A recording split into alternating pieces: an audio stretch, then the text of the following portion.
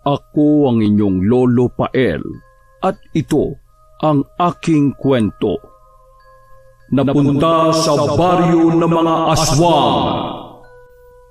Malayo pa lang sa tinutuluyan nilang barong-barong ay dinig na ni Rigor ang galit na boses ng amain. Napabilis tuloy ang kanyang mga hakbang hanggang makapasok sa loob ng maliit na bahay nila. Naabutan niya nagsusumiksik ang takot na kapatid na si Lester sa sulok, habang walang pakundangan na sinasaktan ito ng amain. Nagpupuyos ito sa galit.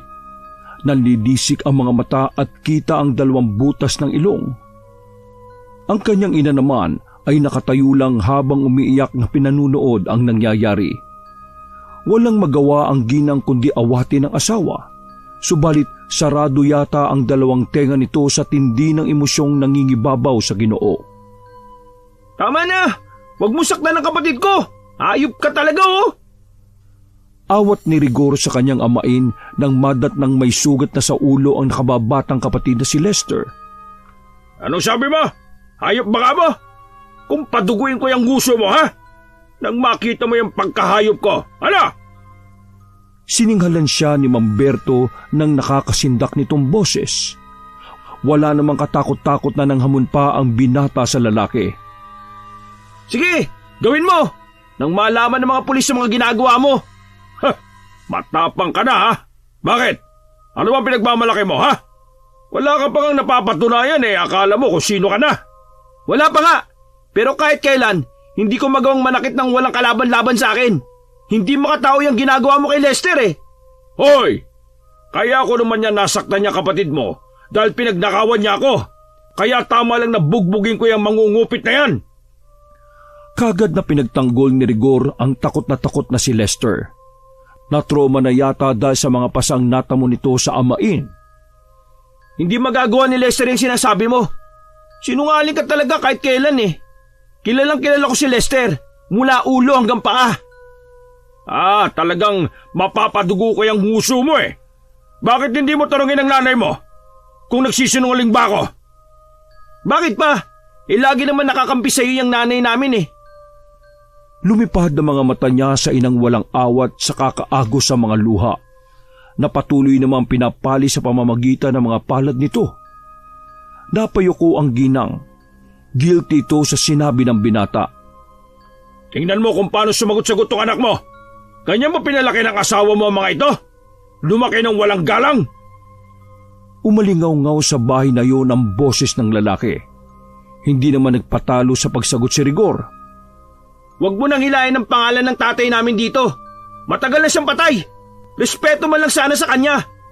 Kaibigan ka pa naman ng tatay namin nung nabubuhay pa siya. Ha? Respeto? Ako nga ang di mo nare-respeto kung sagot-sagutin mo ako ng ganyan, At saka, wala akong pakialam. Patay na siya. Bakit? Makakaibigan ko ba ang isang taong patay na? Na wala nang nararamdaman? At ano kayo, ha? Kapag hindi nyo naibalik yung perang ninakaw ng kapatid mo, malilintikan kayo sa akin. Dinuro-duro pa sila nito bago lumabas ng kanilang bahay.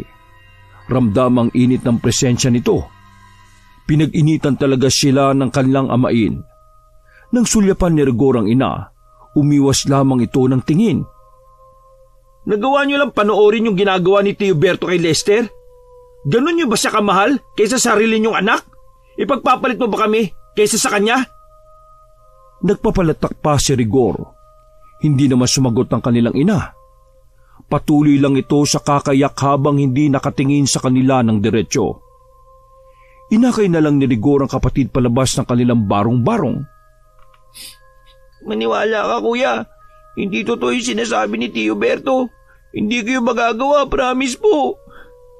Naniniwala naman ako sa iyo, Hindi ganun ang turo sa atin ni tatay nung nabubuhay pa siya. Kahit mahirap tayo at walang makain, wag na wag natin pag-iinteresan ng hindi atin, lalo ng perang hindi natin pinaghirapan. Pangaral ni Rigor sa nakababatang kapatid. Sana, nandito pa si tatay. Hindi sana ganito ang buhay natin ngayon. Panigurado, ipagtatanggol niya tayo kay Tio Berto.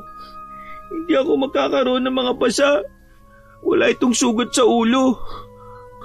Sobrang namimiss ko na si tatay. Kumuha naman si Rigor ng bimpo at inampat sa ulo ni Lester. Ayan, huwag kang magalaw. Ganyan, para hindi umagos ng tuloy-tuloy yung dugo mo.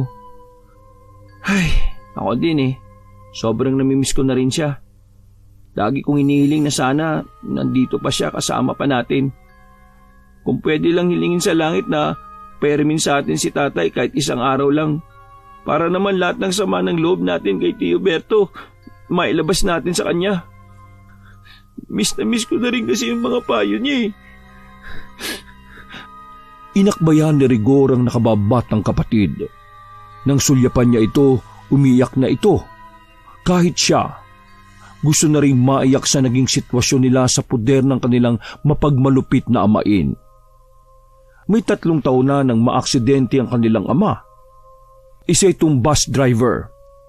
Nawala ng preno ang bus na minamaneho nito na naging dahilan para mahulog sa bangin. Maliban pa doon, marami ring nasawi na pinagmamaneho ng kanilang ama sa naturang bus. Kaya sa kanilang pamilya ang bunto ng sisi ng mga kamag-anak na mga nasawi ng insidenteng yun. Wala naman silang nagawa kundi tanggapin ang mga masasakit na salita galing sa ibang naulilang pamilya. Kaya naman, simula ng araw na yon, nagbago na ang kanilang pamumuhay. Dahil sa walang alam sa trabaho ng kanyang ina, ang mga naipundar nilang gamit noon ay naipagbili na nila para sa pang-araw-araw na gastusin. Ang iba pa, inabot sa mga naiwang pamilya na napirwisyo ng asawa. 1 taon pa lang ang nakakalipas noon nang namayapa ang kanilang ama nang mag-asawa muli ang kanilang ina. May sama ng loob tuloy ang dalawa sa inang madaling nakahanap ng kapalit sa kanilang ama. Huwag ka mag-alala, kapag nakahanap ako ng magandang trabaho, aalis tayo dito para hindi na natin makasama yung demonyong si Tio Berto. Pero kuya, isasama ba natin si nanay?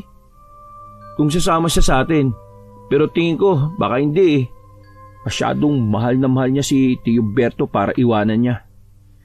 1 taon pa lang nanay, bakit mo ipinagpalit kagad si tatay sa puso mo? Dahil ba patay na si tatay? Naikuyom na lamang ni Rigor ang mga kamao. Dinig naman ng binata ang malalim na pagbuntong hininga ni Lester. Hindi na ba tayo mahal ni nanay?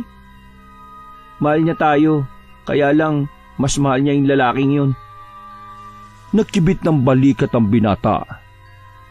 Di bale, kahit anong mangyari, hindi kita pababayaan. Pangako yan, hanggang sa pagtanda natin, hindi kita iiwanan. Mahal na mahal kita, gaya ni tatay. Napangiti naman si Lester sa tinura ng kanyang kapatid. Lingid sa kanilang magkapatid, narinig ng kanilang ina ang kanilang pinag-uusapan.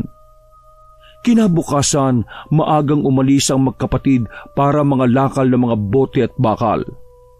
Lahat ng masumpungan nilang bahay na may mga nakasabit na sako, kinakalkal nila upang makahanap ng mga patapong bagay na pwedeng ibenta sa junk shop. Hapon na rin na makauwi ang magkapatid sa kanilang bahay. Naabutan nila ang kanilang Tio Berto na may himig na panghihingi agad sa dalawa ng pinaghirapan nilang ibenta mula sa maghapon nilang pangangalakal. Baka naman pwede nyo kung bagi na ng kita nyo. Pasensya na po, Tio Berto. Maliit lang yung kita namin eh. Matumal pa sa matumal. Sapat lang na pambili ng bigas at ulam para ngayong araw. Mabilis na napatayo si Mang Berto nang magpantig ang magkabila nitong tenga sa naging tugon ng binata. Napakadamot mo talaga. Parang konting barya lang eh, pinagdadamot mo pa. Kung kayo ba naman nagbabanat ng buto para hindi na kayo nakikihati sa barya-barya namin kinikita eh. Abat, ang yabang mo ah. Hoy, huwag mo kakalimutan na nandito kayo sa poder ko ha. Kaya wag mo akong pagsasalitaan ng ganyan. Malilintikan ka talaga sa akin. Akin yan! Nilapitan ni Mang Berto ang magkapatid at saka pilit inago ang pera na nakasupot. Wag! Amin to! Ano ba, Tio Berto? Ano ba? Tio Berto, parang awa mo na. Bitiwan mo po yan. Amin yan. Aba, ayaw nyo ha? Etong sa inyo. Nang nagmamatigas sila, pinagbibibigwasan sila ng kanilang Tio Berto. Napaigik sa sakit ang magkapatid nang masikmuraan sila ng lalaki. Hindi lang yan ang aabutin nyo kapag nagmatigas kayo. Simula ngayon lahat ng kita nyo sa akin mapupunta. Maliwanag ba? Maotoridad na saad ni Mamberto sa magkapatid. Nagbitaw pa ng salita si Rigor habang sapo ang tiyang nasaktan. Ang sama niya talaga. Anong sabi mo? Malakas siyang binatukan nito nang tubuan muli si Mamberto ng init ng ulo sa sagot na yun ni Rigor bago dinuro-duro. Ang kanilang ina naman, tulad ng dati, tahimik lang na nanunood. Palihim na naiiyak. Isa pang beses na sagutin mo ako ng ganyan. Palakol ko na ang tatama sa'yo, ha? Banta ni Mamberto sa binata. Nang makalis ang amain, sinisi pa sila ng ina kung bakit sila sinaktan. Kung bakit hindi pa daw kasi nila ibinigay ang pera. Nagpupuyas naman ang kalooban ni Rigor. Tumakbo siya palabas ng kanilang barong-barong. Sumunod naman din si Lester sa kanya. Hindi ko na kaya ang ginagawang pagmamaltrato sa atin ni Tio Berto. Gigil na saad niya kay Lester habang maiyak-iyak. Nagpupuyos ang kalooban niya sa amain. Anong gagawin natin, kuya? Nag-aalalang tanong ng binatilyo. Aalis na tayo. Lalayasin na natin sila. Ha? Paano si nanay? Iiwan ba natin siya? Wala naman tayong maasahan sa kanya eh. Hindi mo lang tayo magawang ipagtanggol kay Tio Berto. Lagi pa siyang nakakampi doon. Kita mo kanina. Sinisi pa tayo kung bakit hindi pa natin naibigay kagad yung pera sa hayop na kumag na yun. Yung pinaghirapan natin sa pangangalakal. Parang hindi natin siya nanay eh. Oo nga po kuya. Pero kahit balibalik na rin man ang mundo, nanay pa rin natin siya eh. At saka sinasaktan din siya ni Tio Berto. Hindi mo po ba nahalata? Baka mamaya kapag wala na tayo dito, baka kung ano yung gawin niya kay nanay eh. Baka mapatay. Baka kapag wala na tayo, magawa na niyang lumaban. Bago pa man maituloy ni Lester ang susunod na sasabihin, pinutol na yun ni Rigor. At saka, babalikan natin si nanay kapag maayos na yung buhay natin. Sa ngayon, kailangan natin magdesisyon muna para sa mga sarili natin. Para hindi na tayo masaktan pa. Malayong malayo sa lugar na ito na merong napatpad na isang demonyo. May ibig ipakahulugan ng binata sa huling salita nito. Pero paano tayo makakaalis, kuya? May konting ipon na ako, kahit papaano, mula sa mga pangangalakal natin. Yun ang gagamitin natin sa pag-alis natin dito sa impyernong lugar na ito. Naroon ang takot ng magkapatid sa pinaplano pero buo na ang desisyon ni Rigor na umalis sila. Habang nagkakalkal sa basuran si Rigor ng araw na yon, naghahanap kasi siya ng pwede pang maibenta sa mga yon para pandagdag sa pagluwas ng dalawa. Humahangos naman na dumating si Lester galing sa kanilang bahay. Oh, saan ka naman nagpunta? Imbis na tulungan mo ako dito eh, puro kalakwatse eh. Kuya, galing ako sa bahay ngayon lang. Nakahawak sa magkabilang tuhod si Lester. Hinahabol ang sariling hininga. Umuwi ka sa atin? Bakit? May nangyari ba kay nanay? Ba't namumutla ka? Pinahupa muna ni Lester ang nararamdamang hingal sa sarili bago magsalita. Walang nangyari kay nanay, kuya. Pero kailangan na nating umalis. Nagmamadalit na hintatakot ang saad ni Lester. Hindi naman malaman ni Rigor kung anong gustong sabihin ng nakababatang kapatid. May dalawang guhit sa pagitan ng magkasalubong na kilay ng binata sa weirdong ikinikilos ng binatilyo. Bakit nga? Sabi mo muna kung ano nangyari. Makinig ka, kuya. Narinig ko si Tio Berto. Ibibenta na tayo kay Mang Tasyo. Nakita kong binayaran na siya ng malaking pera eh. Narinig ko na kukunin niya tayo mamaya kapag nakauwi tayo. Nahihintakotang pahayag ni Lester. Ano? Totoo ba yan? Wala man lang ba sinabi si nanay? Hindi man lang siya tumutol? Hindi man lang ba niya naisip na matagal ng balita sa lugar natin na iligal ang gawain ng taong yon? Wala man lang nga siyang reaksyon eh. Mabuti na lang, hindi nila ako nakita kanina. Dahil kung hindi, baka hindi na kita nasabihan. Papasok sana ako sa pinto para kunin yung wallet ko. Pero yun nga, malinaw na malinaw ang pandinig ko na kausap niya si Mang Tasyo. Ibebenta tayo ni Tio Berto, kuya. Anong gagawin natin? Hindi na tayo pwedeng umuwi dun. Ang mabuti pa, ngayon na tayo umalis. Walang pag-aalinlangan niyang sabi sa kapatid. Tahasan na siyang nagdesisyon kaagad. Kapag pinairal na naman nila ang nakadepende sa poder ng amain, baka mapariwara sila ng tuluyan. Ha? Sapat na ba yung perang naipon mo, kuya? Bakit bigla-bigla? Hindi pa, pero wala na tayong pagpipilian eh. Ikaw na rin nagsabi na nabayaran na tayo, kaya alis na tayo ngayon din. Hindi na tayo babalik pa dun. Nang araw na yun, hindi na umuwi ang magkapatid. Dala ng konting naipon, lumayo na sila sa lugar na yon. Mas pinili nilang maglakad palabas ng kanilang baryo kaysa makisakay sa takot na mahuli sila. Kuya, hindi pa ba tayo makikisakay? Pagod na ako eh. Delikado, sa highway na lang tayo makisakay. Wag dito, baka mamaya mapara pa natin mga tauhan ng taong yun.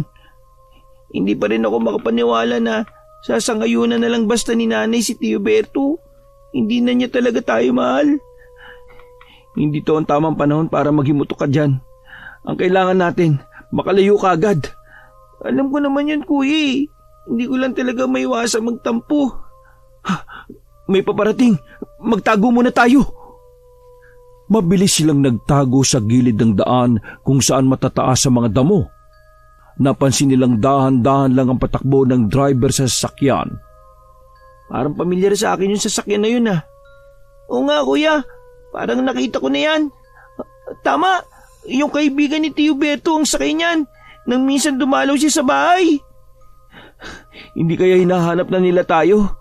Ang lakas naman ng radar nila na malaman na tumakas na tayo. Hindi ko alam kuya, pero natatakot ako mahuli tayo. Nang lumampas sa kanila ang sasakyan, nanlaki pareho mga mata nila nang makita sa unahan ng kanilang Tio Berto. Nakumpirma nilang hinahanap nga sila nito. Hindi tayo pwedeng dumaan sa kalsada, baka mahuli nila tayo. Isang tayo dadaan kung ganon. Dito na lang sa gubat. Tatawirin natin to hanggang marating natin yung kabilang barangay. Delikado yung kuya. Baka mamaya may makasalubong tayo mga mababangis na hayop dyan mas gugustuhin ko pang makaharap ang mga mababangis na hayop kesa naman sa taong asal hayop. Naroon pa rin ang pag-aalinlangan at takot kay Lester. Tahimik na lang siyang sumunod sa kanyang kapatid.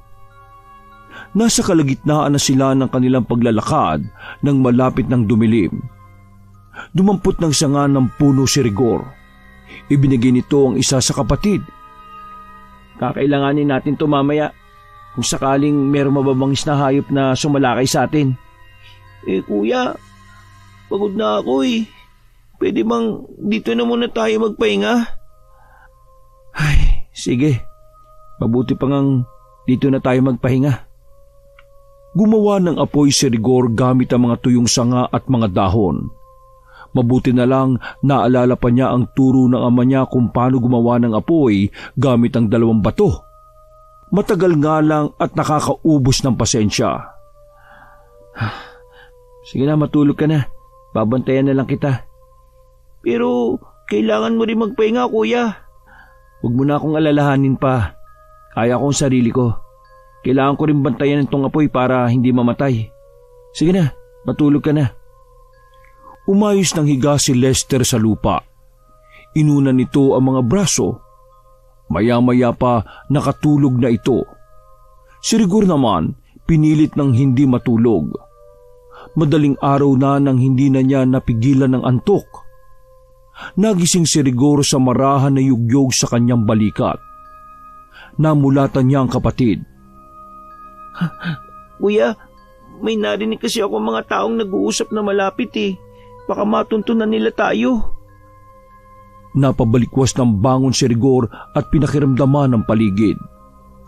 Palapit ng palapit sa kanila ang mga boses. Hinila na niya ang kapatid palayo sa lugar na yon. Hindi pa man sila nakakalayo nang dumating ang Tio Berto nila at 3 kasama nito. Nagtago muna sila sa may batuhan sa takot na marinig ang mga yabag nila. Narinig pa nila ang winika nito na kailangan silang makita dahil bayad na sila. At ito'y mananagot sa taong pinagbentahan sa kanila. Hayop talaga siya. Pati tayo ginawa niya kasangkapan na basta na lang niya ibinibenta. Paano kuya kung matuntun nila tayo? Hindi yun mangyayari. Ako ang bahala. Hanggang kasama mo ko, walang masamang mangyayari sa'yo. Salamat kuya. Para kang si tatay. Niyakap pa ng mahigpit ni Rigor ang kapatid bago nila tinulunto ng 100 palayo sa mga humahabol sa kanila. May ilang oras na silang tumatakbo. Pareho na silang kinakapos ng paghinga. Kuya, pahinga muna tayo. Pagod na ako eh. Mamaya ka na magpahinga. Nakikita mo yun? Oo, kalsada ba yun? Oo, diyan tayo makikisakay. Kaya konting tiis na lang. Tumango naman si Lester na baka sa matinding pagod sa muka. Mabilis nilang tinakbo ang kalsada. Sakto naman na may humintong truck na may sakay ng mga baboy. Bumaba ang driver noon at nagbawas. Sumenya si Rigor na akyatin nila ang likod ng truck. Lukot naman ang ilong ng kapatid na sumunod. Hindi kasi sila sigurado kung pasasakayin sila ng driver sa harap. Lalo pat may kasama pa itong pahinante. Ilang sandali lang umandar na ang truck. Sakto naman lumabas sa kakahuyan ang Tio Berto nila kasama ang mga bataan niya. Galit na galit itong nakatingin sa kanila. Sila naman nakahinga na ng maluwag. Munti ka na tayo doon kuya. Buti hindi nila tayo inabot. Alam ko hanggang ngayon, ginagabayan pa rin tayo ni tatay. Ilang oras din ang itinakbo ng truck. Ilang oras din silang nagtiis sa amoy ng baboy na kasama nila sa kulungan. Dahil sa pagod at kulang sa tulog ng nagdaang gabi, nakatulog ang magkapatid. Nagising lang sila nang hindi na nila natiis ang pagkalam ng sikmura. Kuya, gutom na ako. Kapag tumigil tong truck, bababa na tayo para makahanap ng pagkain. Ilang oras din ang lumipas nang huminto ang truck sa isang karinderya sa tabi ng daan. Marami rin nakahinto doon na ibang biyahero. Bumaba na silang magkapatid at naghanap ng mapupwestuhan. Nakita rin nila ang driver at pahinante nito na pumwesto sa may dulo ng kainan. Kailangan natin tipirin tong pera natin. 1 ulam at 2 kanin. Saan ba talaga tayo pupunta kuya? Ewan ko, hindi ko pa alam eh. Pero kailangan natin makalayo muna. Nang dumating ang order nilang pagkain, tumahimik muna sila. Nang makatapos, noon lang nila napansin na wala na ang driver at pahinante nito sa kinauupuan nila. Mabilis silang lumabas ng karinderya. Nahagipan nila ang likurang bahagi ng truck na papalayo. Naku, anong gagawin natin kuya? Naiwan na tayo. Hayaan mo na. Maghanap na lang ulit tayo ng ibang masasakyan. Sa bagay nga, ang hirap huminga kapag may mga kasamang baboy. Ang mahalaga nakalayo tayo sa mga humahabol sa atin. Oo nga. Ang problema na nga lang natin kung saan tayo pupunta nito. Nagpalipas muna sa labas ng karinderya ang magkapatid hanggang magsara yon. Nakiusap rin sila sa ibang biyahero na kung maaari silang makisakay. Pero ni isa ay walang nagpasakay sa kanila. Mukha daw kasi tayo mga guskusin kaya walang gusto magpasakay sa atin eh. Amoy ebak pa tayo ng baboy. Hayaan mo, may maawa rin siguro sa atin. Mabuti pa, maglakad-lakad na tayo. Sumunod naman ng kanyang kapatid. Lahat ng sasakyan na dumadaan ay pinapara nila. Pero ni isa walang nagpapasakay sa kanila. Malapit na rin dumilim ng mga sandaling yon. Kumakalam na rin ang kanilang sikmura. ubos na rin ang tubig sa bote na hiningi nila sa karinderya kanina. Wala na ata katapusan tong paglalakad natin, kuya. Bumalik na lang kaya tayo sa atin. Nag-init naman ang dalawang tenga ni Rigor sa naging suwestyon ni Lester. Nasisiraan ka na ba? Mas delikado kung babalik pa tayo sa atin. Tiyak ako na gulpi ang aabuti natin kay Tio Berto nito. At hindi natin alam ang magiging kapalaran natin sa taong bumili sa atin. Baka tama yung narinig natin na usap-usapan tungkol sa iligal niyang gawain. Natahimik naman si Lester. Nang hindi na muling nagsalita ang kapatid, nagtuloy na sila sa paglalakad. Tumigil na rin sila sa pagpara ng mga sasakyan. Nang hindi na nila nakayanan ng pagod, umupo muna sila sa gilid ng daan. Ilang minuto na lang ay nagdidilim na ang paligid. Nawawala na sila ng pag-asa na meron pang magpapasakay sa kanila nang biglang tumigil ang isang owner jeep sa tapat nila. Sakay niyo na isang matandang lalaki at lalaking hindi nalalayo ang edad sa kanila. Mga iyo, saan ang punta ninyo? Ho? Pwede po bang makisakay kami sa inyo? Kanina pa kasi kami naglalakad ng kapatid ko eh. Ay, oo naman. Saan ko ba kayo ihahatid? Hindi naman agad nakasagot si Rigor sa tanong ng matandang lalaki. Nagkatinginan pa sila magkapatid bago tiningnan ang kaharap na naghihintay ng kanilang sagot. Mga naglayas ba kayo? Alam nyo mga iho, delikadong lugar na ito lalo na sa gabi. Ang mabuti pa sumama na muna kayo sa bahay. Talaga po? Okay lang po ang sumama kami sa inyo? Oo naman. Sige na, sumakay na kayo sa likod. Agad namang sumakay ang magkapatid. Bumaba muna ang binatilyo sa harapan para makapasok sila sa likurang bahagi ng sasakyan. Umandar na sila nang muling nagtanong ang matandang lalaki. Ano ba nangyari sa inyo? Bakit kayo umalis sa inyo? Tumakas po kami sa amin eh. Balak po kasi kaming ibenta ng amain namin sa taong napapabalita sa lugar namin na may iligal na gawain. Mabutit nakatakas kayo. Uso na ngayong dinadala sa ibang lugar ang mga bata para mamalimos. Di kaya'y pinagtatrabaho nila ng mabibigat at walang bayad. Nasaan ba ang mga magulang ninyo? Wala na po kaming tatay. Ang nanay naman po namin ay may bago na kinakasama. Yun nga po yung amain namin na gusto kaming ibenta. Wala man lang bang ginawa ang inyong ina para mapigilan ng kinakasama niya? Naku, mas mahal niya po yung lalaking yung kaysa sa aming mga anak niya. Ay, may mga magulang talagang ganon. Pero huwag kayong habang buhay na magagalit sa inyong ina. Dapat mahalin niyo pa rin siya sa kabila ng kanyang pagkukulang sa inyo. Hindi naman umimik si Rigor. Tumingin lang siya sa labas. Madilim na ang buong paligid. Wala rin ni isang bahay silang nadaanan. Maya-maya, muling nagsalita ang matandang lalaki. Ako nga pala si Ambo. Ito naman ang aking apong si Obet.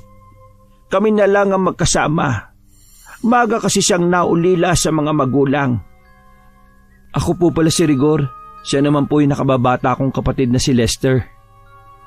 Natutuwa ako makilala kayo. Siguro ang kapatid mo at itong apa ko magkasing edad lang. 17 po ang edad ng kapatid ko.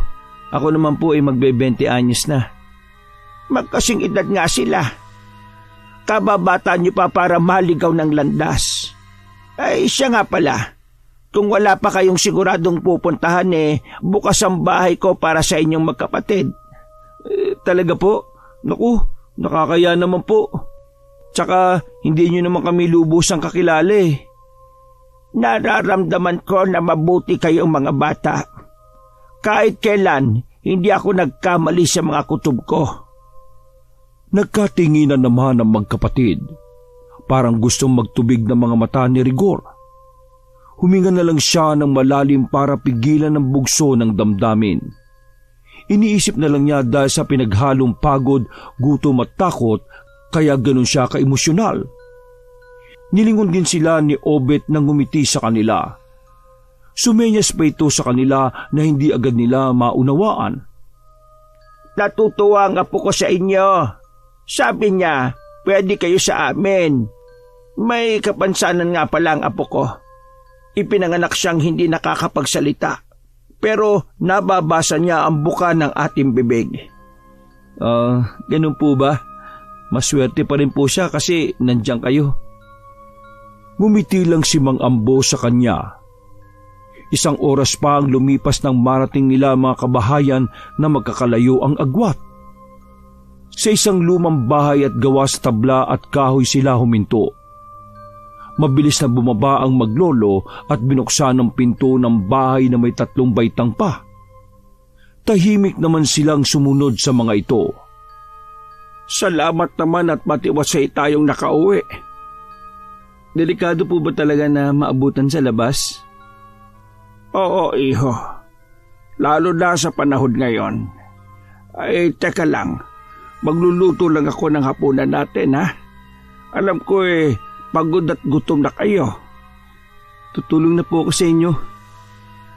Naiwan naman si Lester at Obet sa sala. Mukhang magkakasundo ang dalawa dahil magkasing edad lang.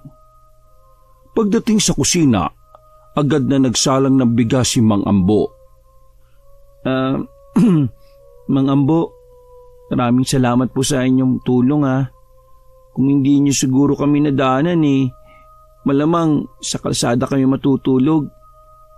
Ay, wala yon. Isa lang ang hiling ko. Habang nandito kayo, wag na wag kayong lalabas, ha. Lalo na kapag may pumunta dito ng ibang tao. Hindi dapat kayo makita ng kapatid mo. Bakit naman po? Saka ko na ipapaliwanag. At saka, habang naririto kayo, huwag nyo nalang pansinin ang mga maririnig nyong ingay sa paligid, lalo na sa gabi. Nagtataka man, hindi na lang nag-usisa pa si Rigor. Naisip niyang matutuklasan din niya yon sa mga susunod na araw. 2 ang kwarto sa bahay na yon. Sa isang kwarto ay magkasamang natutulog ang maglolo. Ipinagamit muna sa kanila ang bakanting kwarto. Pinahiram din sila ng mga damit ni Obet. Nang gabing yon, hindi agad nakatulog ang magkapatid. Buti na lang, kuya, nadaanan tayo ni Mang Ambo, no? Nawawalan na talaga ako ng pag-asa kanina. Mabait pa rin ang Diyos sa atin. Hindi niya tayo pinabayaan. Pero hindi tayo maaaring magtagal dito. Aalis din tayo kaagad? Oo. Iba kasi ang kutubo sa lugar na ito. Basta, mahirap ipaliwanag. Baka naman, kuya, dahil sa hirap na pinagdaanan natin, kaya wala ka ng tiwala sa ibang tao. Hindi pa kasi natin lubusang kilala ang maglolo. Kaya tama lang na hindi tayo magpakampante. At saka, kita mo naman na payak ang pamumuhay nila dito. Ayoko naman na maging pabigat sa kanila. Saan tayo pupunta kapag nakaalis tayo dito? Pupunta natin yung nakababatang kapatid ni tatay na matagal niya nang hindi nakikita. May kapatid pala si tatay? Oo. Minsan lang niya yun binanggit pero natatandaan ko pa. Sa kanya tayo hingi ng tulong. Naunang nakatulog si Lester.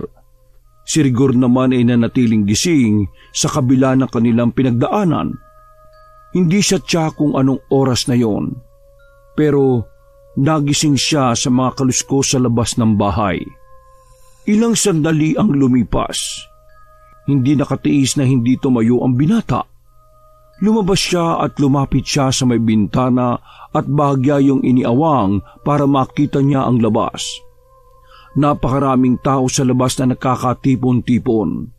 Parang may nagaganap na pagpupulong ng gabing yon.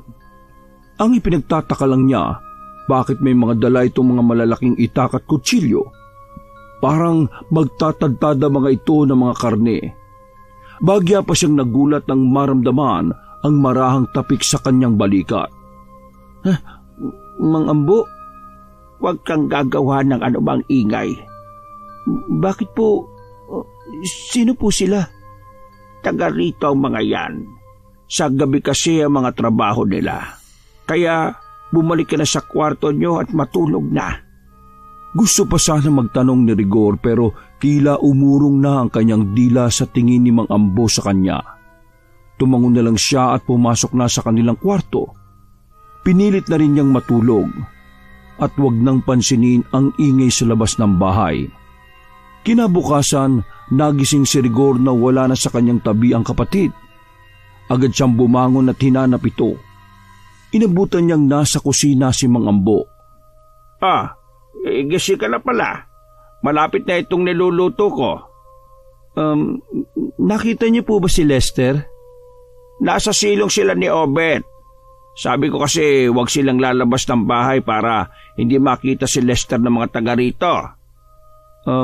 Mang Ambo, magpapaalam na sana kami ng kapatid ko. Ha? Bakit naman? Akala ko ba wala na kayong mapupuntahan? Ang totoo po niyan, may nakababata pong kapatid si tatay namin. Doon po kami pupunta. Ganun ba? Saan ang lugar ng tiyuhin yung yon? Sinabi naman ni Rigor ang lugar na naaalalang binanggit ng kanyang ama. Napaisip naman ng malalim si Mang Ambo. May kalayuan din ang lugar na yon. Sige, ihatid ko na kayo magkapatid. Pero hintayin lang natin na matapos ang kapistahan dito sa amin, ha? Talaga pong ihatid niyo kami? Oo naman. Gusto ko kasing ligtas kayo makarating sa inyong tiyuhin. Ngayon po lang po sobrang nagpapasalamat na ako sa inyo. Gumiti naman si Mang Ambo. Maya-maya pa ay sabay na silang nag-almusal. Masayang kakwentuhan si Obet kahit puro lang senyas ang alam nito. Sa totoo lang ngayon ko lang uli nakita na ganyang kasaya ang apo ko. Wala po ba siyang kaibigan dito? Alam mo, walang gusto makipagkaibigan sa kanya dahil sa kapansanan niya. Madalas na pagtawanan siya ng mga kaedaran niya dito. Nung bata pa nga siya, padalas siyang umuuwing umiiyak dahil sa panunukso ng ibang bata. Naku, huwag ka mag-alala, Obet. Habang nandito kami ng kapatid ko, kami muna ang magiging kaibigan mo. Halos, pareho lang kasi ang napagdaanan nating tatlo simula bata. Abot tenga naman ang ngiti ni Obet sa kanya. Nakipag-apiran pa ito sa kanilang magkapatid. Malimit sa silong ng bahay naglalagi ang dalawa. Doon kasi walang makakakita sa kanila. Si Rigor naman ay malimit lamang na nasa loob ng bahay. Maigpit kasing ipinagbabawal ni Mang Ambo ang lumabas kahit sa harap ng bahay lang. Ultimo ang pagsilip sa labas ay marinitong tinututulan na ipinagtataka ng labis ng binata. Bakit ayaw niyo pong makita kami ng mga taga rito? Para rin yon sa inyong kaligtasan. Ang mabuti pa huwag ka na lang maraming tanong, ha? Lalo tuloy bumangon ng kuryosidad kay Rigor. Isang gabi, narinig na naman niya ang pagpupulong sa tapat ng bahay. Nagtatawanan pa ang mga yon. Dahan-dahan siyang lumabas ng kanilang kwarto at sumilip mula sa may bintana. Dahil hindi niya makita ang mga ginagawa ng mga ito, pumanaog siya ng bahay at nagtago sa malaking drum malapit sa mga ito. May buhat-buhat ang ilang lalaki na mahabang lamesa. Ang ilang kalalakihan naman ay may daladalang mga sako. Inilapag nila yon sa ibabaw ng mesa. Biglang nanlaki ang mga mata ni Rigor at napatutob sa sariling bibig para hindi makagawa ng ingay. Inilabas kasi ang mga katawan ng tao. Ang ilang kalalakihan naman ay inuumpisa ng tadtari ng mga ito. May ilan na buong pagtatakam na sumubo pa ng ilang pirasong laman ng tao. Ang isa ay isinahod pa sa bibig ang tumutulong dugo sa ulo ng biktima. May nakita pa siyang dalawang katawan na pinagtulungang buhatin at inilagay sa ibabaw ng lamesa. Hindi na natagalan ni Rigor ang mga nasasaksihan ng mga sandaling yon. Humakbang siya paatras, pero may naapakan siyang tuyong sanga. Kabadong napusulyap siya sa mga yon. Halos pigilan niya ang paghinga ng sabay-sabay na sumulyap sa gawin niya ang mga ito. Ang isa sa kanila na may hawak ng malapad na itak ay humakbang papalapit sa kanya. Kahit malamig ang gabi, daman niya ang pamumuo ng pawi sa kanyang noo. Napapitlag pa siya nang biglang sumulpot si Mang Ambo sa kanyang tabi. Ayos lang ba kayo dyan, mga kasama? Magsabi lang kayo kung may kailangan pa kayo, ha? Bumalik na ang mga ito sa pagtatadtad ng karne ng mga tao. Ngumiti pa ang mga iyon kay Mang Ambo at niyakag pa ang matandang lalaki na makisalo sa mga ito. Pero magalang yung tinanggihan ni Mang Ambo. Maya-maya, nagpaalam na itong papasok na sa loob ng bahay. Habang hindi nakatingin ng mga kasama, hinila na siya nito papasok sa loob ng bahay. Dinala siya nito sa silong ng bahay. Hindi ka pa talaga marunong makinig, ha? Tingnan mo, munti ka nang mapahamak na sa kuryosidad mo. Totoo po ba yung nakita ko kanina, Mang Ambo? Mga tao yung kinakatay nila. Ano ba sila? Ano ba kayo? O binahong ka lang. Huwag ka din maingay. Malakas ang pakiramdam ng mga yan. Ang mabuti pa, bukas na tayo mag-usap. Hanggat hindi nila nalalaman ang presensya nyo, ligtas kayong magkapatid sa bahay ko. Gusto na sana magtanong ni Rigor, pero ipinagtutulakan na siya nito na bumalik na sa kwarto nilang magkapatid. Kailangan daw nitong lumabas para hindi maghinala ang mga kasama. Pagdating sa kwarto, mahimbing pa rin natutulog ang kapatid. Minasdan nito ni Rigor nang may luha sa mga mata. Hindi ako papayag na mapahama ka dito. Puprotektahan kita gaya ng pangako ko. Hindi na nagawang matulog ni Rigor ng gabing yon. Binantayan na lang niya ang kapatid. At bawat kaluskos na naririnig ay napapapitlag siya. Buong gabi niya ang pinakiramdaman ng labas ng bahay. Mag-uumaga na pero dinig pa rin niya ang tawanan ng mga nasa labas. Kinabukasan, maagang bumangon si Rigor.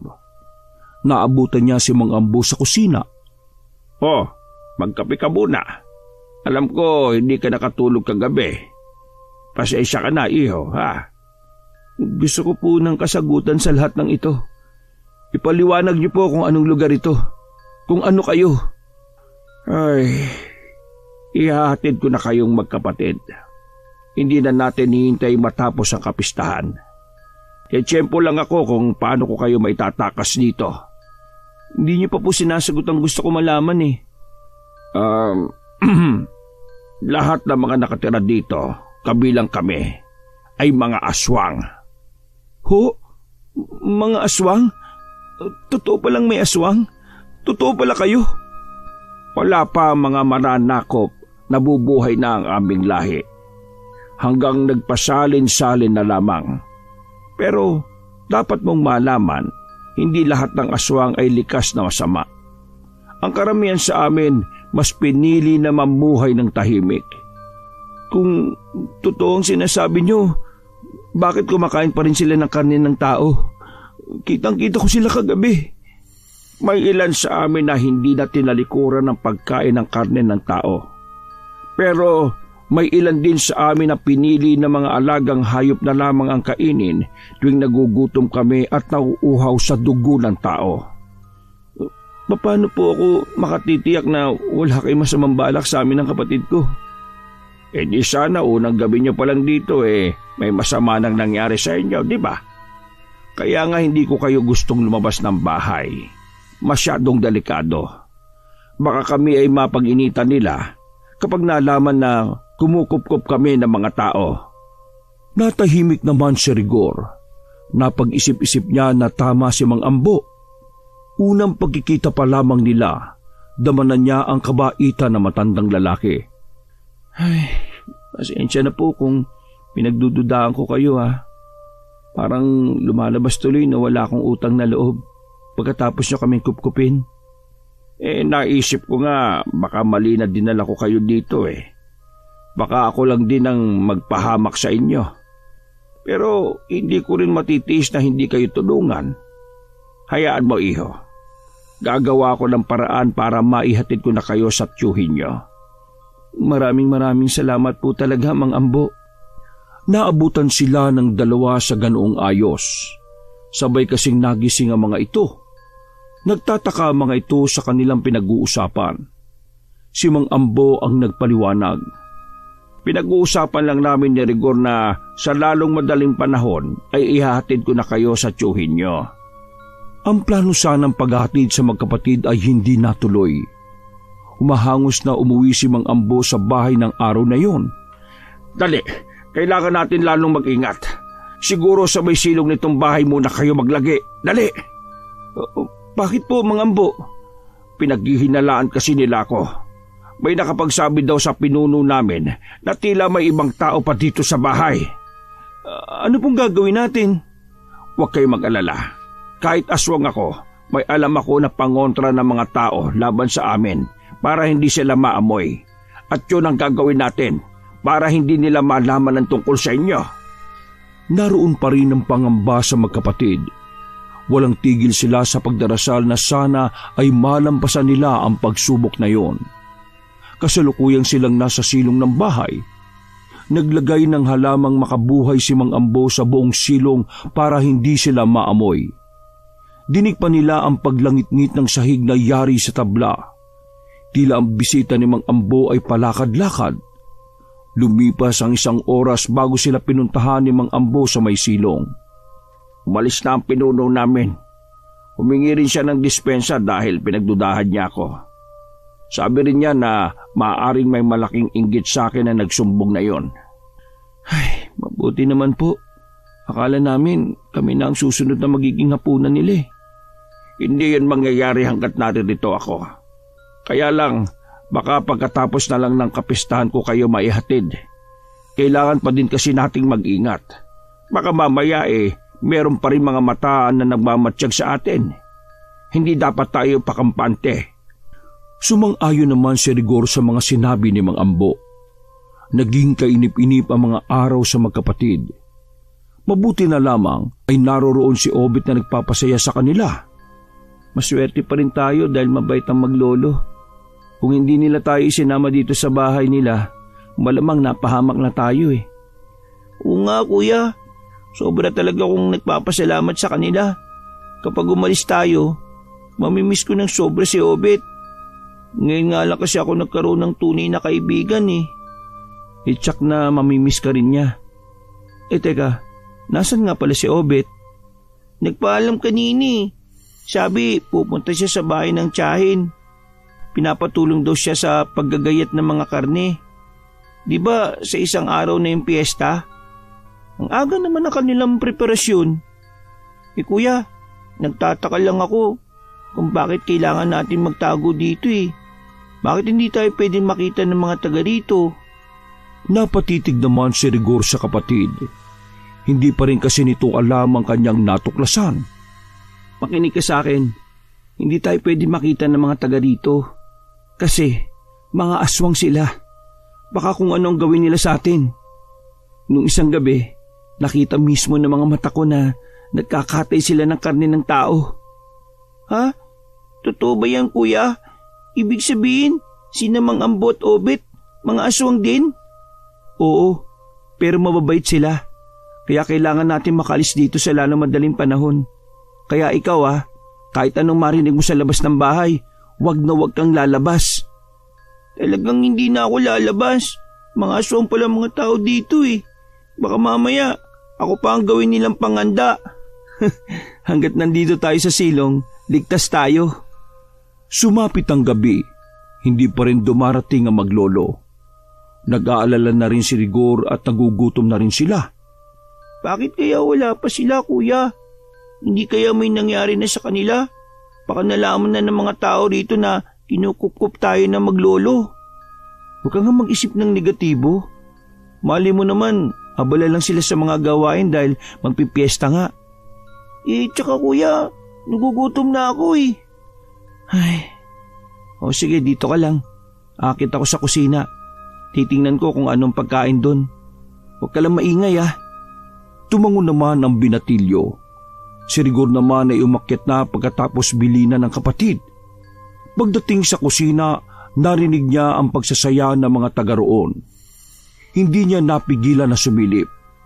Nang hilakbot siya sa nakita, may parada kasing nagaganap sa labas. Nakatuhog sa mga kawayan ang mga katawan ng tao. Hili-hilera silang ipinarada sa kalsada. Ang mga taga doon naman ay palakasan ng mga sigawan. Parang gusto nang bumigay ng mga tuhod ni Rigor. Umupo muna siya sa upuang nasa tabi. Maya-maya, nagtungo na muli siya sa kusina. May nakita siyang saging na saba. Yun na lang ang kinuha niya. Pabalik na sana siya nang makarinig ng malakas na kalabog sa taas ng bubungan. Labi siyang kinabahan kaya nataranta nang bumalik siya sa silong ng bahay. Pagkababa sa silong, agad niyang isinara ang pinto. Nanginginig na napasandal na lang siya. Nag-aalala naman na tumingin sa kanya ang kapatid. Kuya, anong nangyari? Kaya pala wala pang maglolo. May parada sa labas. Ha? Uso rin pala sa kanila ang parada? Siguro, ang pagkakaiba lang siguro ng piyesta sa kanila, karne ng taong kanilang inihahanda. May handa rin kayang karne ng tao si Namang Ambo? Baka ang mga kamag-anak niya. Nabanggit niya kasi na matagal siyang hindi naghahanda eh. Tumutulong lang daw siya sa mga kamag-anak niya. Para tuloy ayaw ko nang kumain ng kahit na anong karne. Lagi ko kasing naalala yung pangyayari dito eh. Okay nga kung puro gulay na lang ang kainin natin, no? O ito, pasensya ka na kung saging lang yung nadala ko eh. Okay na to kuya, nakakabusog din to eh. Mag-uumaga na nang dumating ang maglolo. May dala mga ito na pagkain. Pasensya na kayo kung ngayon lang kami ha. Hindi kasi kami makaalis-alis eh. Yung isa kasing malapit sa aming pinuno, panay ang tingin sa amin. Para bang binabantayan niya ang kilos namin ni Obet. May palagay din ako na siya ang nagsusumbong sa pinuno namin eh. Lumabas po pala ako kagabi ha. Gutom na po kami kaya kumuha ko ng pagkain sa kusina eh. Nasilip ko nga po yung parada. Alam ko na nakakarimarim ang parada namin. Yun na ang tradisyon namin eh. Ang mabuti pa, kumain na kayo. Huwag kayo mag-alala. Hindi karne ng tao yan. Hindi pa rin makalimutan ni Rigor ang nakitang tanawin sa parada. Pero dahil gutom na, kumain na rin siya. Pinili na lang niya ang mga sahog na gulay. Pagkatapos kumain, hinayaan niya munang maglaro ng baraha ang kapatid at si Obet. Silang dalawa naman ni Mang Ambo ay masinsinang nag-usap. Bukas na ang mismong piyesta. Konting taste na lang, may aatid ko na kayo sa inyo. Oo, naiisip ko lang po. Hindi po kaya mapahama kayo maglolo kung tutulungan niyo kami? Walang masamang mangyayari kung mag-iingat tayo. Tsaka gusto ko rin makatulong sa inyo eh. Yun din ang gusto ng apo ko. Ang ligtas kayong makaalis sa baryo namin. Aaminin ko, nalulungkot si Obet dahil mawawalan siya ng kaibigan. Nalulungkot din naman po kami. Sa maikling panahon, papalapit na rin po kami sa inyo. Ganun po yata kapag mabuti ang isang tao eh. Madaling makagaanan ng loob. Hindi katulad ng amain namin. Gusto ko nakalimutan nyo na ang mga mapait na karanasan nyo na yon. Huwag niyong hayaan na malambungan ang pag-iisip nyo sa nangyaring yon. Kapag maayos na ang buhay nyo, babalikan nyo ang nanay nyo. Napatango-tango naman si Rigor. Naroon pa rin ang pagtatampo sa kanyang puso para sa ina. Pero batid niya, mabubura rin yun. Mahal pa rin niya ang kanyang nanay at inasam pa rin nila na balang araw ay magkakasama sila. Dumating ang araw ng kapistahan sa lugar na yon. Dinig na dinig nila ang pagkakaingay sa labas ng bahay. May naririnig din silang tila mga sumisigaw at umiiyak. Hinahayaan na silang lumabas ng silong ni Mang Ambo. Ano yung kuya? Huwag mo nang pansinin ang naririnig mo. Paano hindi may naririnig akong humingi ng tulong? Wala naman tayong magagawa eh. Mabuti pa, yayain mo na lang si Obet sa silong. Maglaro na lang kayo ng baraha doon. Alumpihit namang sumunod ng kapatid. Sa huli ay nayaya na rin ito si Obet. Nang mapag-isa sa sala, hindi na napigilan ni Rigor na hindi sumilip sa maliit na siwang ng pader. Mula roon, kita niya ang pagparuot parito ng mga taga doon. Malangsarinang naaamoy niya na pumapasok sa loob ng bahay. Parang babaliktad ang sikmura niya. Tumakbo na lang siya sa lababo. Halos inilabas na niya ang laman ng kanyang sikmura. Hinang-hina na rin siya. Sakto naman papasok ng bahay si Mang Ambo. Nag-aalangan lumapit ito sa kanya. Oh, iho, ayos ka lang ba? Opo, Mang Ambo. Iwasan mo na kasing sumilip sa labas nitong bahay. Baka mamaya ay magkasakit ka pa niyan. Kailangan mo maging malakas at matatag. Hindi ko po kasi maiwasan eh. Lalo na ang maawa sa mga biktima. Pasensya ka na, iho, ha? Kasama yan sa tradisyon ng baryo na ito eh. Wala din akong magagawa para tulungan sila. Dahil nangangatog pa rin ang mga tuhod, hindi siya makatayo ng maayos. Inalalayan na lang siya ni Mang Ambo, pero bigla itong napapiksi. Ang init ng singaw na katawan mo, iho. Hindi po ako maaaring magkasakit. Kailangan po kami makaalis dito. Pagkasabi ng mga katagang yun, bigla na lang nahimatay si Rigor. Tinawag ni Mang Ambo ang dalawa para tulungan siyang magbuhat sa binata. Ano pong nangyari kay kuya? Inaapoy siya ng lagnat. Dali, buhatin natin siya sa kwarto. Nanginginig ang buong katawan ni Rigor. Pinagpapawisan din siya ng malamig. Nasa tabi lang niya ang kapatid at panay punas ng basang bimpo sa mukha niya. Kuya, pagaling ka na. Pagkatapos ng piyesta, ihati na tayo ni Mang Ambo sa bahay ng kapatid ni tatay.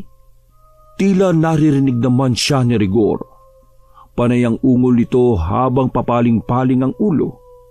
Huwag kang mag-alala, iho. Malakas ang kuya mo. Malalampasan din niya yan. Nangihina po yata ang resistensya niya kasi hindi siya makatulog eh. Hindi ko po kakayanin kapag nawala ang kuya ko. Walang masamang mangyayari sa kanya. Kaya hindi tama na nag-iisip ka ng ganyan. Hindi umimik si Lester. Nakatitig lang siya sa kanyang kapatid. Noon lang niya nabatid kapag wala ang kanyang kapatid sa tabi niya, mahina siya. Ito lamang ang laging nagbibigay sa kanya ng lakas at tibay ng loob para magpatuloy sa buhay. Ng mga sandaling yun, nananaginip si Rigor. Naglalakad di umano siya sa madilim na daan. Nang biglang may lumabas na mga aswang sa paligid. Dinaluhong di umano siya ng mga ito. Ang iba ay pilit na nag-aagawan sa kanyang puso. Ang iba naman ay nilalapa ang mga binti niya at braso. Pilit siyang nagpupumiglas at sumisigaw. Nang biglang may sumisigaw sa kanya ng tulong sa di kalayuan. Mga halakhak ang maririnig. Pagtingin daw niya, yun ang mga biktima ng mga aswang. Tumatawa mga ito pero matalim siyang tinititigan. Tila inuusig siya kung bakit wala siyang ginagawa para tulungan sila. Nagising si Rigor na naliligo sa sariling pawis. Habol din niya ang kanyang paghinga. Pinilit niyang maupo at sumandal sa kanyang higaan. Napalingon siya sa papasok na kapatid. Gumuguhit agad ang ngiti nito sa labi nang makita siyang gising na. Mangiyak-ngiyak pa itong lumapit sa kanya. Kuya, mabuti naman gising ka na. Sobra ako nag-aalala sa iyo eh. Pasensya ka na kung nag-alala ka pa sa akin. Mabuti na rin naman ang pakiramdam ko. Tsak na nagugutom ka na no. Teka lang, kukuha kita ng sopas. Yung kasi ang nilutong almusal ni Mang Ambo eh. Baka sakali daw na magising ka na. O sige, dalan mo rin ako ng tubig ah. Para kasing tuyong-tuyo yung lalamunan ko eh. Agad namang tumalima si Lester. Isang pitsil na ang dinala niya. Halos maubos ang laman ng tubig ng pitsil dahil sa uhaw na nararamdaman niya. Grabe, nauuhaw ka ng gusto ah. Siguro sa panaginip mo, takbo ka ng takbo. Ang sama nga ng panaginip ko eh. Akala ko nga, hindi na ako magigising. Ay, siya nga pala, anong nangyari sa piyesta?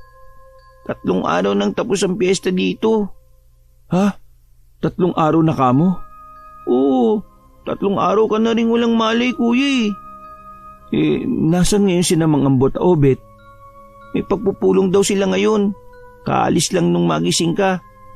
Alam mo kuya, nung sumilip ako sa labas, puro kulay-pula yung kalsada at napakasangsang din ng amoy.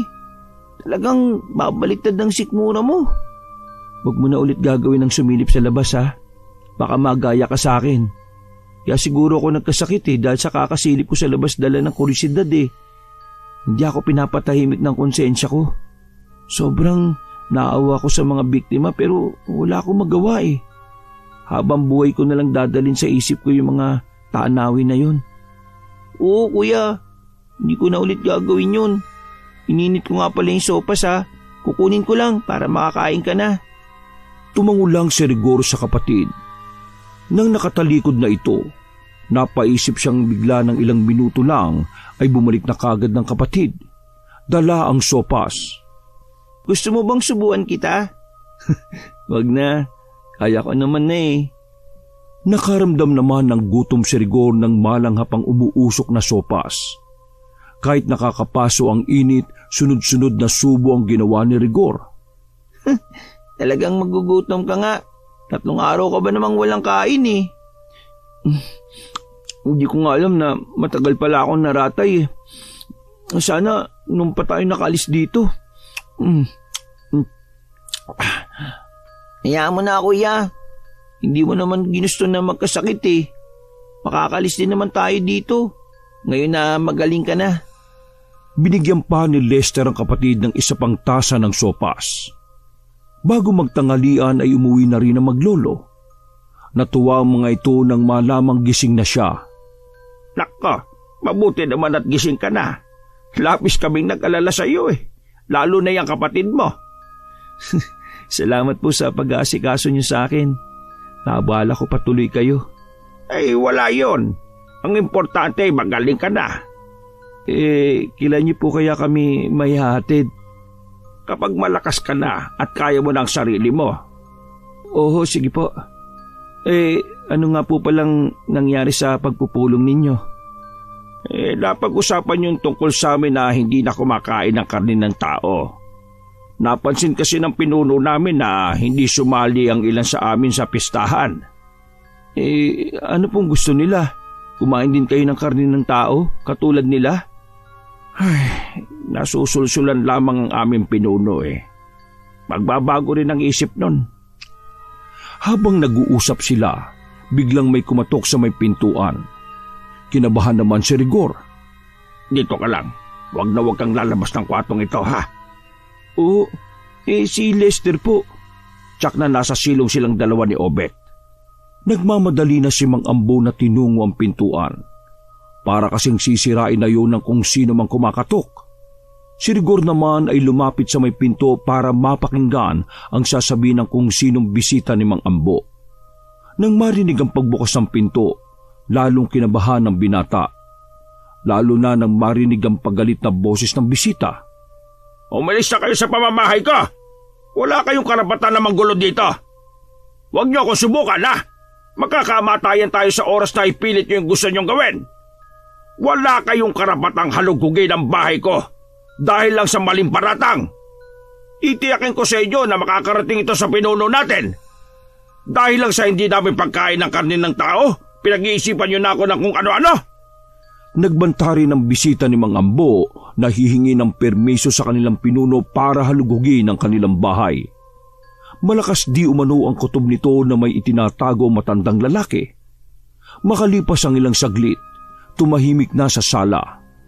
Dahan-dahan naman binuksan ni Rigor ang pintuan. Nasilip niya si Mang Ambo na tila hapong-hapo na nakasandal sa may hamba ng pinto habang nakapikit. Mang Ambo? Mamayang gabi, kailangan niyo nang umalis sa baryo na ito. Hindi ko alam kung hanggang saan ko kayo maitatago. Tuso talaga yung bugak na yun Noon pa mainit ang dugo niya sa akin Maganda na po kami. Ayoko rin po na dahil sa amin mapahamak po kayo.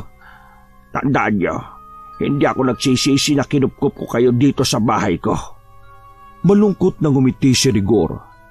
Naisip niya na kung hindi sana aswang ang mga nakatira sa baryo na yon, baka piliin nilang manatili na lamang doon. At nababatid nilang yun din ang gusto na maglolo.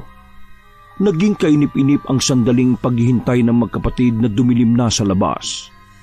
Kasalukuyang nakasilip sa maliit na siwang si Lester. Pinapanood niya ang pagparuot parito ng mga tao. Maya-maya ay humarap ito sa kanya. May isang grupo doon na kanina pa nakatingin dito sa bahay, kuya. Malamang yun ang bugak na sinasabi ni Mang Ambo. Ay, ngayon pa lang nalulungkot na ako. Lagi kong maalala si Obet. Sigurado ko, ganun din ang nararamdaman niya. Nasan nga pala si Obet? Lumabas siya sandali. Mangunguha daw siya ng mga tanim niyang prutas sa likod ng bahay nila para madala natin. Kung hindi nga lang talaga delikado, sasamahan ko siya. Hindi ko makakalimutan ang lahat ng kabutihan ng maglolo sa atin. Sana naging iba na lang ang sitwasyon, no? Kung pwede lang na dito na lang tayo tumira, kung hindi lang ito baryo ng aswang. Bakit ba ang malas natin, kuya, no? Una, namatay si tatay. Nagbago ang buhay natin. Tapos, nag-asawa naman si nanay. Pinabayaan tayo. Muntik pa tayong maipagbili. Tapos ngayon naman, nakatagpo nga tayo ng mababait ng mga tao. Hindi naman tayo pwedeng mamalagi dito kasama sila.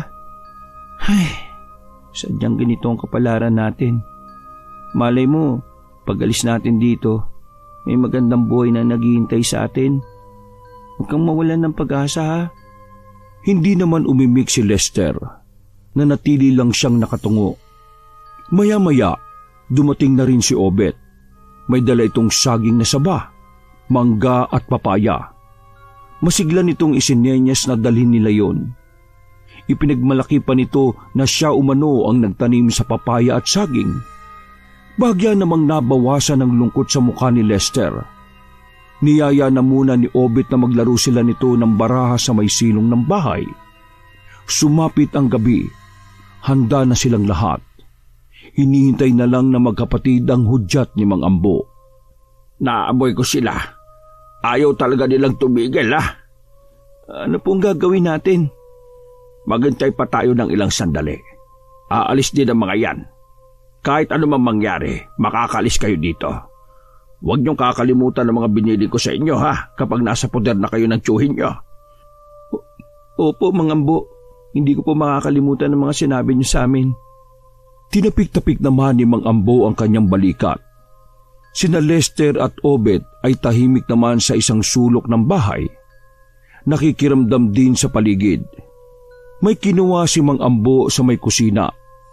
Isa yung garapon ng asin. Ito lang ang meron dito sa bahay na maaaring makatulong sa inyo. Kinuha ni Rigoryon at isinilid sa bag na dala. Ilang sandali pa, lumabas na ng bahay si Mang Ambo.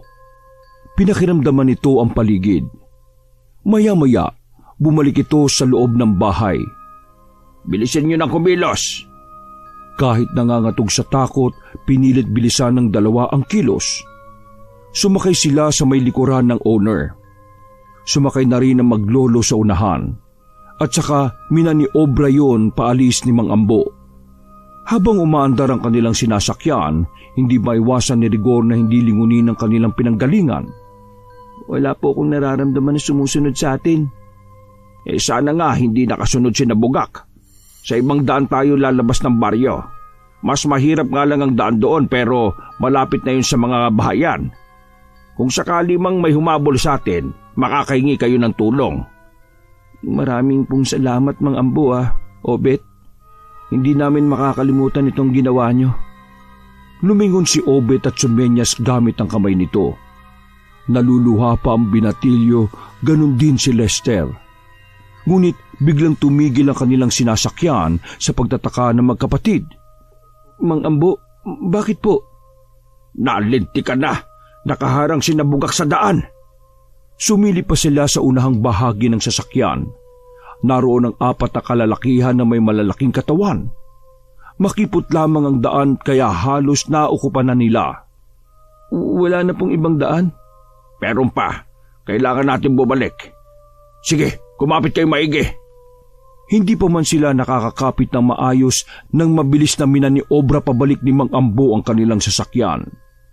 Mas mabilis ang patakbo nito na halos mahilo na sila sa loob. Lubak-lubak din ang kanilang dinaanan kaya umaalog-alog din sila sa loob. Paglingon ni Rigor, mabilis na tumatakbo ang apat. Humahabol po sila sa atin. Malapit na po nila tayo maabutan. Wala nang ibibilis ang takbo ng sasakyan natin eh. Mas matanda pa kasi ito kay Obet eh. Paglingon muli ni Rigor sa mga humahabol sa kanila, nag-anyo na malaking itim na aso na si Bugak na may mahabang nakausling pangil sa bibig. Ang tatlong mga kasama nito, may nag-anyong malaking pusang itim, malaking ibon at baboy ramo. Lahat sila ay may mga pangil at namumula ang mga mata. Lalo pang binilisan ni Mang Ambo ang pagmamaneho. Muntik rin silang mabalahaw nang mapunta sa lubak ang gulong sa hulihan. Kulang na lang ay bumaliktad sila sa lubak-lubak na dinaraanan. Dumadami na po silang umahabol sa atin.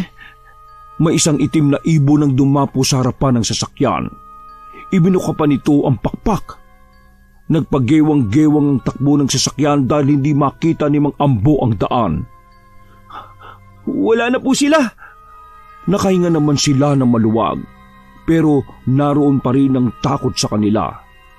Napansin rin ni Rigor na pagod na sa pagmamaneho si Mang Ambo.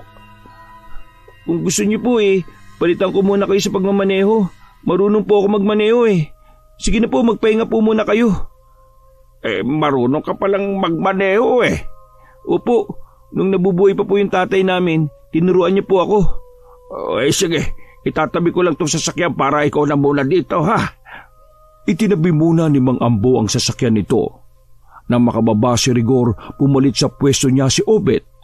Sa tabi niya naman naupo si Mang Ambo. Mabuti naman po at tumigil na sila sa pag-abol sa atin, Huwag muna tayo magpakampante. Hanggat hindi tayo nakakalis sa lugar na ito, balwarte pa rin namin ito. Naamoy ko sila sa paligid. Lihim nila tayong sinusundan. Nasaan po kaya sila? Nasa magkabilang talahiban kaya sila? Hindi sumagot si Mang Ambo. Tumiim lang ang mukha nito habang diretsyong nakatingin sa harapan ng daan. Hindi naman mapakali si Rigor habang panay ang paling ng tingin sa magkabilang daan. Malapit na sila sa may palikong daan nang bigla na namang nagsulputan ng mga ito. Mas marami sila sa pagkakataong yun. Tila buong baryo ng aswang ang nakapalibot sa kanila. Hinto mo! Hanggang dito na lang namin kayo masasamahan. Pasensya na kayo mga iho. Hindi ko na kayo maihatid sa lugar ng tiyuhin nyo. Dalhin nyo na ang sasakyan nyo. Tsak na hindi ko na rin ito mapapakinabangan pagkatapos ng gabing ito. Pero, Mang Ambo, baka kung anong gawin nila sa inyo Hindi ko kayo maaaring iwan dito. Huwag nyo na kaming palalahanin pa. Kaya namin ang aming mga sarili. Kailangan nyo lang umalis. Sige na, diretsuin nyo na lang ang daan na yan. Tansyak ko, 4 hanggang 5 oras din ang biyahe papunta sa lugar na inyong pakay. Magtanong-tanong na lang kayo doon. Paglabas nyo dyan ay highway na.